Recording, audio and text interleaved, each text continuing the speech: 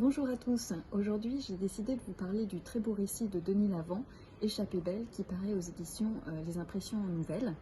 Alors c'est un précipité de vie artistique, comme il le dit lui-même, qui englobe tout son univers de jeu des années 80 jusqu'à nos jours. Alors il parle aussi de ce qu'il a formé, c'est-à-dire le théâtre de rue, le théâtre forain, tout ce qui est pour lui une sorte de condensé de vie poétique. Et puis qui rassemble aussi son objectif de toute une vie, c'est-à-dire explorer ce hiatus qu'il y a entre le mouvement et la parole, c'est-à-dire comment on passe de l'expression corporelle, qui lui est très naturelle, à l'expression orale, comment est-ce qu'on peut mettre en mouvement les mots.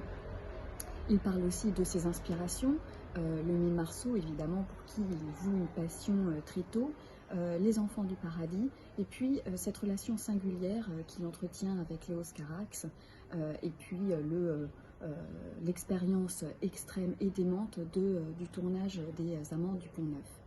Finalement, ce qui le tient, c'est cette notion de duende qu'il explore aussi, qui est cette inspiration vraiment brutale, cette intensité artistique déraisonnable, cette lutte avec ses démons. C'est quelque chose de très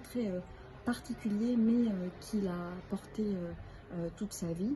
Et puis surtout ce qui ressort finalement, c'est la quête de la poésie, pas uniquement dans l'écriture évidemment, mais dans cette manière très particulière d'être en vie, c'est-à-dire